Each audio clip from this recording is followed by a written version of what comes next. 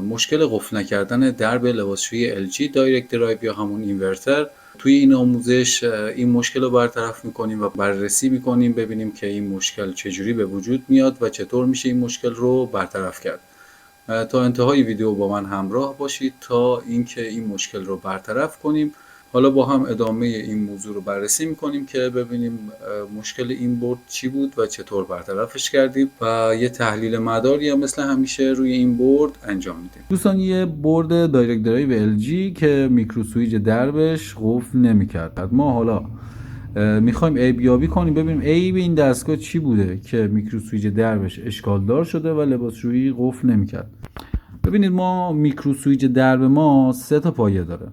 خب 3 تا پایه داره که من الان میکرو سویچ درب رو بهتون نشون بدم. این 3 تا سیمی که واسه میکرو سویچ درب، زرد خط قرمز داره، یه آبی و یه مشکی. خب میکرو سویچ چطور کار میکنه؟ اون آبی که دیدی میشه برق ورودی ما اینجا. پس یه فاز میره پایه بوبین میکرو سویچ. یه نول هم میخوایم واسه پایه بوبین میکرو سویچ که میشه این مشکی. زردش هم فیدبکه. حالا این قهوه‌ای کجاست؟ این قهوه‌ای مال پمپ تخلیه است که توسط این ترایاک کار میکنه. یعنی این ترایاک فرمان میده روی پمپ تخلیه و پمپ تخلیه فرمان اجرا میکنه که دیگه با این کاری نداریم. میمونه این دو تا سیم. اون سیم آبیه که مستقیم میره سر وقت میکرو سویچ درب که میبینی که وصل مشکلی نداره.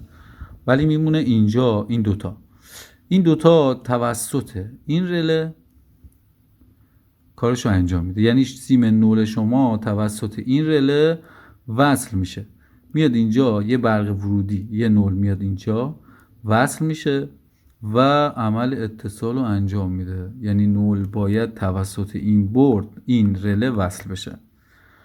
خب ما این رله رو وصل کردیم، تست کردیم، دیدیم رله سالمه ولی بازم وصل نمیشه. چرا؟ این رله وصل نمیشه. ما میایم برمیگردیم به این قسمت. شما این مقاومت هایی که من تعویض کردم حالا ببینید، حالا یه ذره شسته رفته نیست، برای جهت تستش بود. اینجا یه ترانزیستور هستش. اونایی که تست ترانزیستور حالا نمیدونن بپرسن، من انشالله توی پست بعدی نحوه شناخت و تست ترانزیستور رو میذارم. یه ترانزیستور بود سوخته بود، 2 تا مقاومت سوخته بود. بعد میایم اینور، ظاهری خودش عیباشو نشون میده که مثلا مقاومت های پای گیت سوخته بود. حالا سوخته بود و هیچ اثری از مقاومت ها نبود. خب ما چطور بفهمیم که آقا این مقاومت ها چه مقداره؟ که میتونید شما از سرویس منوال یا نقشه این بورد رو بگردید پیدا کنید یا با بررسی پایه های این مقاومت ها که ببینید این مقاومت ها از کجا به کجا وصل میشه و دلیل اتصالشون چیه، میتونید متوجه بشید که این مقاومت ها برای چه کاریه و این مقاومت ها رو جاگذاری کنید. اولا بریم سر وقت کارمون. خب این ترانزیستور اتصال کوتاه بود که وصل میشه به همون پایه بوبین رله برای اتصال. یعنی پایه بوبین رله رو جهت اتصال وصل میکرد و رله فرمان میگرفت و نولو توی مدار قرار میداد که این ترانزیستور رو تعویض کردیم. این مقاومت هایی که سوخته بود و جایگزین کردیم و میایم سر وقت این قسمت. خب شما که میدونید این قطعه وظیفش چیه؟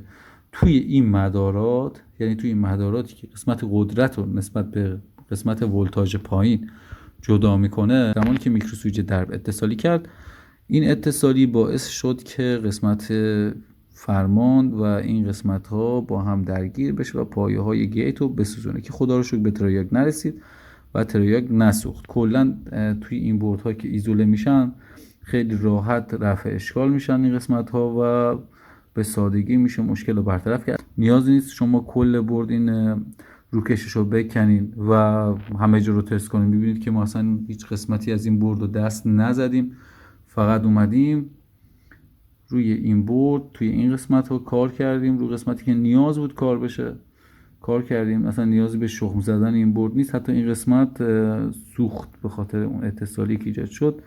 این قسمت سوخت که این قسمت دقیقاً فرمان ولتاژی که برای این رله می اومد رو تامین میکرد که خب سوخته بود به خاطر همین اتصالایی که اینجا به وجود اومده بود.